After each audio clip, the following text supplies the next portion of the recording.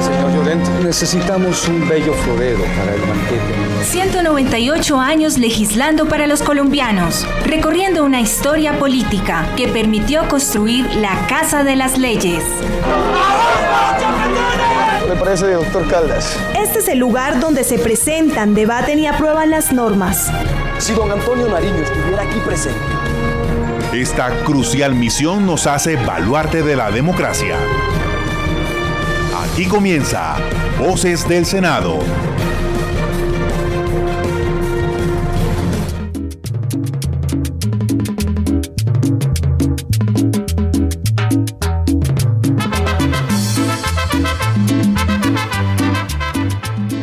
Amables oyentes de las 53 frecuencias de la Radio Nacional de Colombia y a quienes nos siguen a través de las diferentes plataformas virtuales en donde nos encuentran como Senado Colombia en Facebook y YouTube, y en Twitter somos @senado_govco, siempre con el numeral Voces del Senado. Les decimos gracias por su sintonía y bienvenidos al programa institucional de la Cámara Alta Voces del Senado. Iniciamos con una buena noticia. A partir del 1 de septiembre se termina la cuarentena y empieza el aislamiento selectivo que irá hasta finales del mes, según lo anunció el presidente Iván Duque. En esta fase se busca aislar solo los casos de COVID-19 y los demás colombianos podrán hacer una vida más cotidiana. También se podrá salir de viaje cumpliendo las medidas sanitarias en su vehículo, transporte intermunicipal o vía aérea en algunos sitios. Para ello se debe tener en cuenta las disposiciones de cada municipio.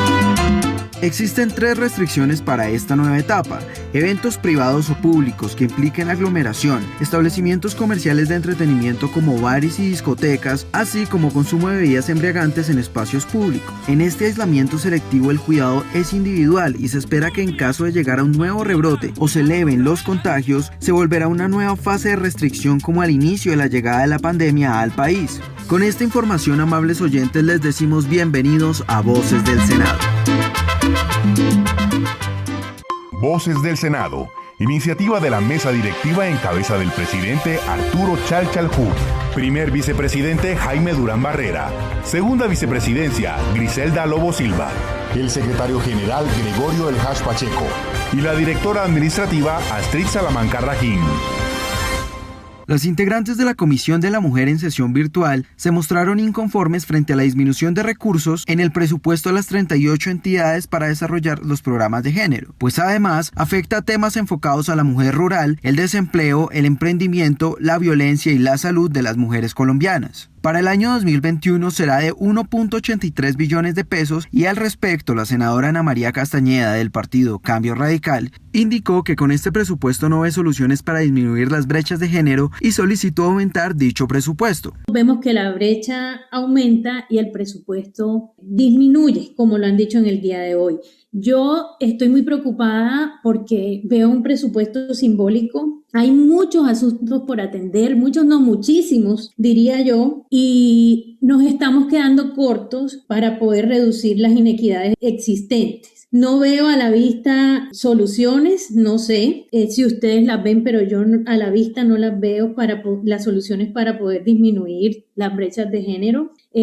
La realidad del país, las cifras de desempleo, cómo golpean a las mujeres, y hoy necesitamos que nos cumplan, que le cumplan a las mujeres del país. Por supuesto que la equidad comienza con el presupuesto. El gobierno se comprometió con objetivos claros en ese capítulo especial dentro del plan de desarrollo de equidad de género en reducir la pobreza, el empleo, pues crear más empleo, más desarrollo empresarial, salud, poder combatir la violencia, apostarle al aumento en la participación política de las mujeres, y vemos que estos objetivos no se van a poder cristalizar. No solamente es definir programas, sino mirar la asignación del presupuesto sensible al género en todas las entidades del nivel central.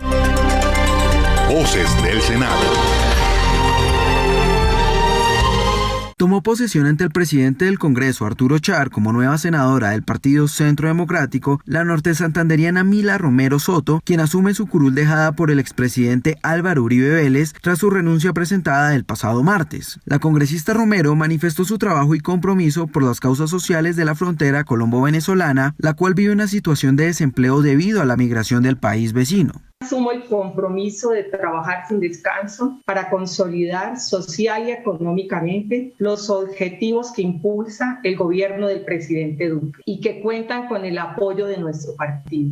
Y junto a mis compañeros de bancada para generar y fortalecer el desarrollo de proyectos que el presidente Uribe con tanto esmero presentó, ilusionado para los colombianos. Voy a mencionar algunos, como convertir el ingreso solidario en una política de Estado permanente. A todo niño que nazca de menores ingresos se le otorgue un bono solidario para generar equidad. En adelante, ningún delito contra los recursos naturales podrá ser considerado delito político. Seguiremos en la búsqueda de una economía fraterna sin lucha de clases. Como norte santanderiana, representaré con orgullo a mi región. Trabajaré para lograr la solución integral de los graves problemas de frontera que tenemos. Y también en iniciativas en favor de la vida, de la familia, de los niños, de la mujer, la verdadera inclusión educativa y unas mejores condiciones de vida para los colombianos. Voces del Senado. Un mayor rubro en el presupuesto 2021 y acelerar los avances en la doble calzada Ciénaga-Barranquilla y Cartagena-Barranquilla son algunas de las prioridades que se deben tener en cuenta para salvar el proyecto de la Ciénaga de Santa Marta. Estas fueron las conclusiones de la sesión virtual de la Comisión de Ordenamiento Territorial, a la cual asistieron los ministros de Medio Ambiente Ricardo Lozano, la gobernadora del Atlántico Elsa Noguera y el gobernador del Magdalena Carlos Caicedo, entre otros funcionarios, y donde se analizó los avances del proyecto. El congresista Fabián Castillo, del partido Cambio Radical, expresó la necesidad de destrabar las obras de la doble calzada Ciénaga-Barranquilla y Cartagena-Barranquilla por considerar que es una prioridad para el desarrollo nacional. Que este corredor vial no solo corresponde a 2 o 3 departamentos, sino que es el único que hay para conectar el centro del país con el Atlántico, con el Magdalena, con Bolívar y con otras zonas de la costa caribe. Y la importancia de él es que en la región caribe no puede quedar por debajo en competitividad con otros departamentos y otras regiones del país. Así que nosotros necesitamos destrabar eso. Hacer un recuento histórico de lo que se iba a hacer ya no tiene ningún sentido. Es qué vamos a hacer hacia adelante. Yo celebro muchísimo cuando la ministra aclaró que habían 700.000 millones de pesos para el viaducto o para los viaductos, que eran uno de los cuellos de botella en cuanto a las discusiones que habíamos tenido desde hace 2 o 3 años, en donde usted ha estado presente, señor presidente, donde han estado el senador Pacheco y el senador Cepeda también. Sabían que eso eran uno de los inconvenientes. Luego aparecieron otros inconvenientes. Cuando el señor gobernador Caicedo retiró lo que se había aprobado en OCAT, ahí tenemos otro cuello de botella. Pero tenemos que ir solucionando uno a la vez. Que lo que compete a esta vía es algo que es prioridad nacional. El ministro de Medio Ambiente Ricardo Lozano destacó la importancia de la Ciénaga Grande de Santa Marta como un ecosistema estratégico para la nación e indicó que se ha avanzado con los planes de manejo ambiental con todos los organismos relacionados con el medio ambiente. Además, se han creado grupos de trabajo con las comunidades locales y con órganos académicos para identificar lo que se necesita para la recuperación del ecosistema en esta importante zona, agregó el ministro Lozano. El ejercicio de control y monitoreo por parte de los institutos de investigación como el IDEAN, como la Fiscalía General de la Nación, como la Procuraduría General de la Nación, la Fuerza Pública, el Ministerio de Defensa, sus divisiones de inteligencia, y eso es lo que proponemos también, y muchos de ustedes no lo vieron, y especialmente el senador Gómez Amín, de la presencia más de la Fuerza Pública en estas áreas protegidas, tal cual como lo vemos haciendo en otros territorios. Por supuesto, vamos a tener también muy pronto esta semana una reunión con el Defensa, tal cual como se viene haciendo en los consejos de seguridad de otras áreas protegidas, y en el que necesitamos, como ustedes también lo han dicho, incrementar la presencia, porque es un vasto territorio en el que las personas indiscrupulosas y criminales se nos siguen entrando a cometer este tipo de delitos, pero también necesitamos la participación, por supuesto, entre todos nosotros, también con la Fiscalía General de la Nación y las autoridades territoriales, en cuanto a lo que tiene que ver con la captura infraganti también de muchas de estas personas y para ello se necesita la articulación de todas estas entidades. También quedó incluido, como ustedes lo ven en el parágrafo segundo del artículo 51 del proyecto de ley por cual se regula la organización y funcionamiento del sistema general de regalías, pues quedó como una de las prioridades también frente a las convocatorias que hagamos nosotros frente a lo que significan los proyectos de ambiente y desarrollo sostenible, pues está incluida la Ciénaga Grande de Santa Marta y por supuesto la Sierra Nevada de Santa Marta también como una de las regiones que para nosotros, y como lo dije para el presidente Duque, son fundamentales inclusive para la implementación de la política de equidad de nuestro Plan Nacional de Desarrollo. En este momento necesitamos urgentemente la generación de empleo y reactivación de la economía, pues es fundamental avanzar decididamente en estas obras estratégicas para el país y para nuestra región, afirmó la gobernadora del Atlántico, Elsa Noguera, quien destacó además la importancia de estas obras para el desarrollo social y económico de la región del Caribe. Como Departamento del Atlántico es supremamente importante estas obras pues, que hoy se están tratando aquí en esta reunión. Ese ha sido como el gran sueño Caribe, que es la verdadera integración entre los departamentos, especialmente entre Santa Marta, Barranquilla y Cartagena. Creo que hemos avanzado en estos últimos años, pues como nunca antes, pero hoy sí quisiéramos aprovechar pues, que nos encontramos en un momento en que las obras y el gasto público resultan fundamentales para generar esas oportunidades de empleo y emprendimiento que hoy se requieren producto pues de la gran recesión económica debido a la pandemia. Entonces yo creo que el senador Cepeda fue muy claro en que hay unos temas ambientales en lo que se refiere a la vía Ciénaga Barranquilla y creo que ahí deberíamos pues como avanzar sobre todo en esos estudios, pero principalmente en lo que es Cartagena consideramos que está mucho más fácil. El gobernador del Magdalena, Carlos Caicedo, solicitó tener en cuenta el informe de la subdirectora de Gestión y Manejo de Áreas Protegidas de Parques Naturales, donde hay varias observaciones críticas frente al impacto ambiental del proyecto. Leo brevemente. Dice, en conclusión, el proyecto, y aparece el número, que es un número extenso, se considera que es relacionado con una de las obras del Condazo, uno de los canales, se considera que no beneficia al santuario de flora y fauna de la Ciénaga Grande de Santa Marta y más bien lo afecta negativamente, ya que se entiende como una propuesta de canalización que no deja entrar el agua del río Magdalena al complejo lagunar en temporada de aguas altas y que amenaza con desaguar el santuario durante las sequías. Esta es una aseveración realmente fuerte desde el punto de vista ambiental y así como esta hay varias en ese documento. No las podemos soslayar porque precisamente este proyecto se está ejecutando con recursos de regalías del departamento de Magdalena y tuvo participación en su aprobación el OCAT regional. Nosotros tenemos que salvar la responsabilidad. Lo hemos pedido en varias oportunidades que estén completos los estudios ambientales, porque si no están completos, mañana se ejecutan y luego, 1 año, 2 años después, inmediatamente el impacto ambiental derivará en investigaciones que pueden tocar a varios funcionarios.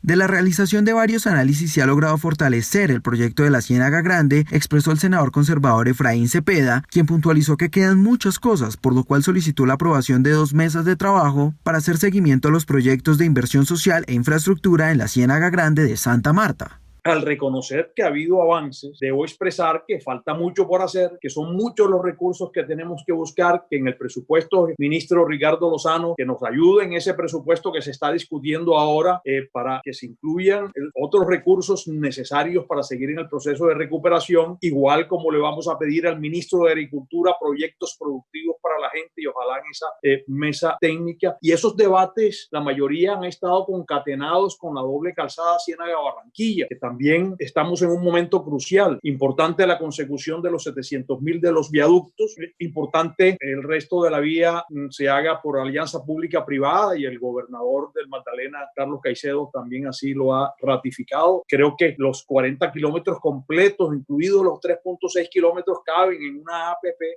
Solo me queda la preocupación de los estudios de impacto ambiental que ha dicho la directora del ANLA que no los tiene todavía. Es importante llamar la atención sobre ello para que tengamos una vía que no solamente haga realidad esta conectividad nacional absolutamente estratégica, sino que tenga el respeto profundo con el medio ambiente, en especial la Ciénaga Grande de Santa Marta y la vía Parque. Otro resumen apretado sobre la Cartagena-Barranquilla. También encontramos avances, el hecho de la posibilidad de ampliar la concesión en el 20%, que ha dicho el presidente de la ANI, el doctor Gutiérrez, que serían unos 30 kilómetros. Es importante, pero es crucial dentro de la política del gobierno nacional contenida en el presupuesto 2021 de concluir, que se concluyan esos 12 kilómetros. Voces del Senado. Los integrantes de las comisiones de ética del Congreso, Senado y Cámara de Representantes eligieron los ganadores de las medallas Luis Carlos Galán de Lucha contra la Corrupción y Pedro Pascasio Martínez de Ética Republicana 2020, los cuales fueron entregados a la Fundación Red Universitaria Anticorrupción Reduba y a la niña Ellen Mejía Jiménez respectivamente. Así se expresó el senador John Milton Rodríguez del Partido Colombia Justa Libres al rendir su informe sobre la medalla Pedro Pascasio Martínez de Ética Republicana que fue entregada a la niña Ellen Mejía Jiménez, quien a través de sus redes sociales y otros espacios promueve mensajes de emprendimiento, participación, protección de los derechos de niñas, niños y adolescentes, así como valores de respeto, tolerancia y creatividad, lo cual la constituye un ejemplo para la comunidad en general. Ellen Mejía Jiménez, digamos, en la Secretaría de Cultura se manifiesta un desempeño ético íntegro en sus labores. Ella se ganó un concurso liderado por esa entidad.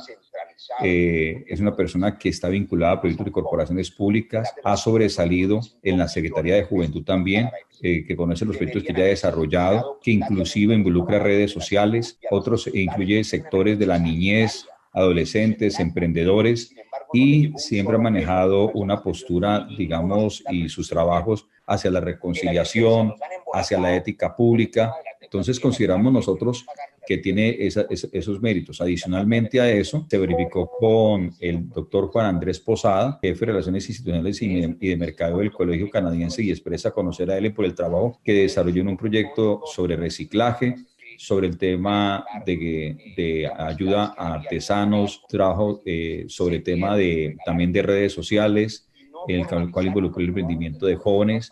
Su trabajo, dice, es muy conocido en la ciudad de Medellín y muy valorado por los jóvenes y por varias organizaciones en particular.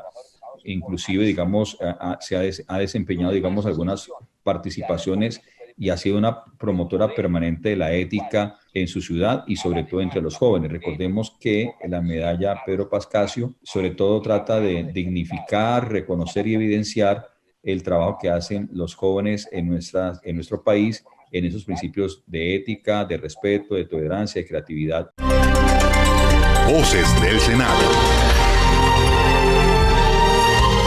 Atención para familiares de víctimas de masacres y desarrollo de programas sociales y de seguridad fueron algunas de las conclusiones del debate virtual de control político realizado por la Comisión de Derechos Humanos, donde fueron citados los ministros de Defensa y del Interior, la Defensoría del Pueblo, la Fiscalía General de la Nación, así como gobernadores y familiares de las víctimas. En este debate se buscaba conocer las acciones del gobierno frente a los crímenes que se han presentado recientemente en el suroccidente del país. El periodista Ricardo Cáceres nos cuenta más detalles. Muy buenos días para usted y todos los oyentes en Voces del Senado. Y es así como una atención adecuada y urgente por parte del gobierno nacional para proteger a los líderes sociales como a las víctimas que han dejado las recientes masacres en los departamentos de Nariño, Cauca, Valle y Norte de Santander, solicitaron familiares y grupos sociales en desarrollo del debate de control político que convocó la Comisión de Derechos Humanos del Senado de la República. Las peticiones fueron escuchadas por el Ministerio de la Defensa, la Fiscalía General de la Nación, así como la Defensoría del Pueblo, Procuraduría, gobernadores de las regiones afectadas por estos hechos de violencia que enlutan a varias humildes familias. A su turno, la senadora por el Centro Democrático, Paloma Valencia, hizo un llamado a las autoridades con acciones concretas contra el narcotráfico, señalando como el causante de estos sucesos. Como durante la negociación del Acuerdo de La Habana fueron dejados de lado las acciones tendientes a reducir los cultivos ilícitos, lo que dio lugar a que Colombia llegara a tener la mayor cifra histórica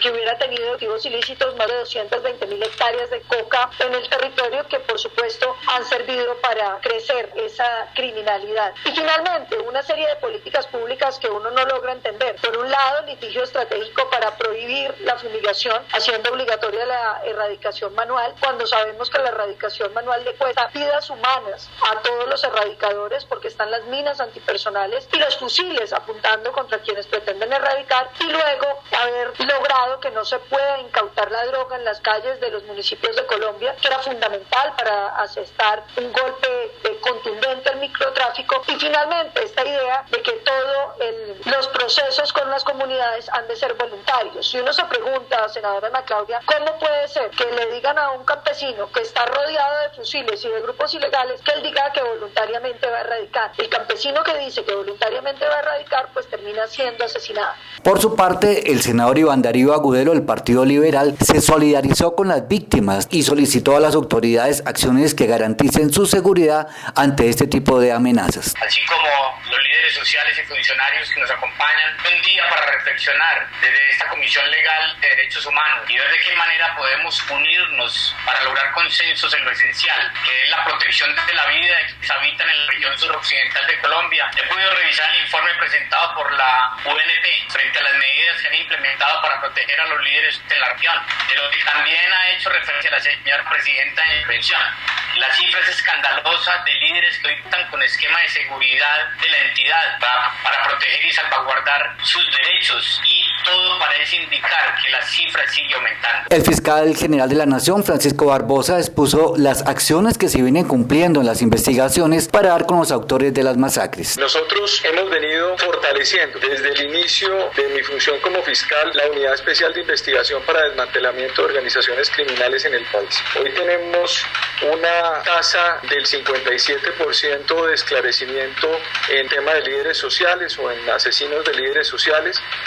La encontramos en el 52%, se ha incrementado en 60 personas los grupos con 12 proyectos en diferentes lugares del país. Esos proyectos son los proyectos que se encuentran en los lugares justamente donde se ha venido presentando estas últimas circunstancias, estos homicidios múltiples en diferentes lugares del país, y hemos venido entonces entrando en un proceso de intervención a través de esos grupos de fiscalía, con fiscales, con asistentes de fiscales, con CTI, dando a entender claro que nuestra labor es una labor de esclarecimiento y de investigación y de claridad en la posterior o en lo que ocurra con posterioridad a estos hechos. El ministro de la Defensa, Carlos Holmes Trujillo, respondió las inquietudes expuestas por los parlamentarios como los familiares de las víctimas, así como los grupos sociales de las regiones afectadas. ¿Por qué se entendió desde el principio que esto iba a ser un inmenso desafío? Por la elemental razón de que estas hectáreas de cultivos ilícitos convertidas en hojas de coca y posteriormente en coca son la fuente de financiación de todo tipo de grupos armados ilegales, de grupos irregulares, de exintegrantes de FARC, del ELN y de muchos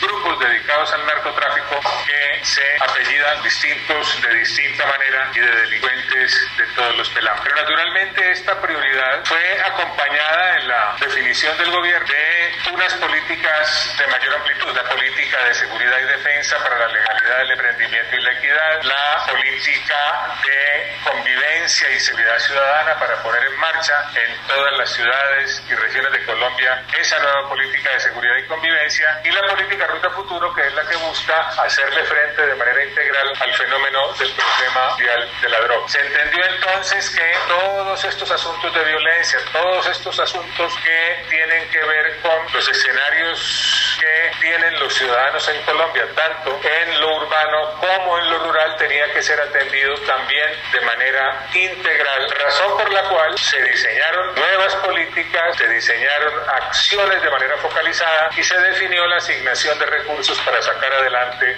esos propósitos. Finalmente, la Comisión de Derechos Humanos del Senado de la República anunció realizar un seguimiento a todas las gestiones anunciadas por las autoridades para verificar así los compromisos a que ellos señalaron iban van a adelantar, como también responder a las comunidades que siguen muy preocupados por esta alteración del orden público, que no solamente es en esas zonas del país, sino también que están resurgiendo en otras, y especialmente en el sur, en el oriente y en el occidente de Colombia. Voces del Senado.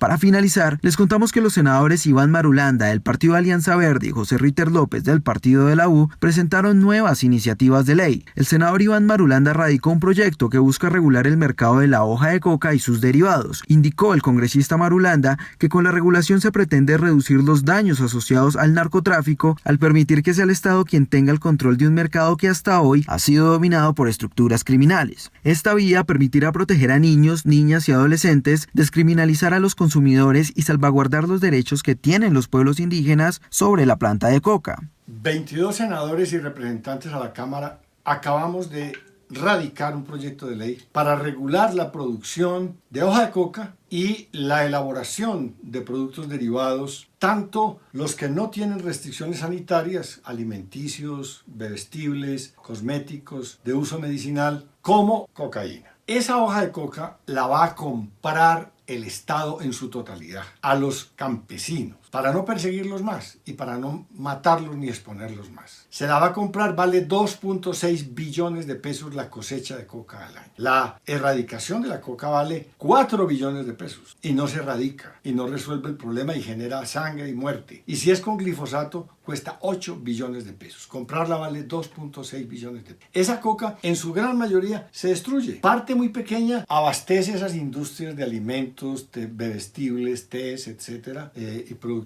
de uso medicinal y cosméticos. Y por otro lado, un poquito para que el Estado produzca cocaína con que atender a los consumidores de cocaína en Colombia, que por su propia libertad y por su propia decisión resuelven consumir cocaína, y eso está admitido en el marco de los derechos humanos, siempre y cuando no le hagan daño a terceros, en el marco del derecho a la libertad, el derecho a la libre formación de la personalidad y, por supuesto, en el marco del derecho a la vida, porque esto es una matanza terrible.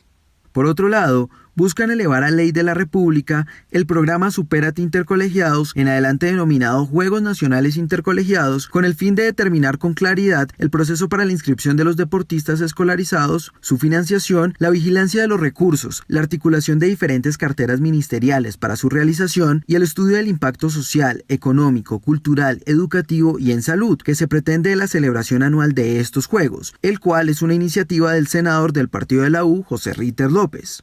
Lo que buscamos con esta ley es convertir a los Juegos Intercolegiados en una política pública permanente del Estado colombiano, que ya no sea libre albedrío de los gobiernos de turno, sino obligatorio. Es un evento que ha contado con unos antecedentes muy importantes y unos resultados contundentes en la construcción de tejido social, en construir empatía entre los niños y las niñas de las diferentes regiones del país, descubrir nuevas figuras deportivas, en fin. Son unos juegos y un semillero muy importante para el deporte colombiano. Y mediante esta ley y el respaldo del Ministerio de Educación y el Ministerio del Deporte, vamos a dejar esta política pública asegurada para las futuras generaciones del país. Síganos en Facebook como Senado Colombia, en Twitter e Instagram como @SenadoGodCo y a través de la aplicación Mi Senado, donde pueden ser veedores de la labor que cumplen los congresistas.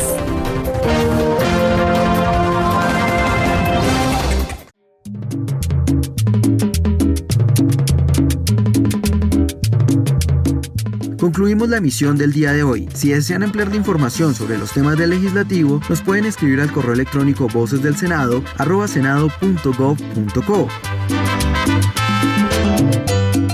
Este programa se realizó bajo la dirección de la jefe de la Oficina de Información y Prensa, Raquel Gutiérrez Vizcaíno, la coordinación de Maritza Pardo Rojas, en el trabajo periodístico, Ricardo Cáceres y quien les habla, Alexander Ariza. Les deseamos un feliz día y no se olviden de nuestra cita todos los sábados y domingos a partir de las 7:30 de la mañana.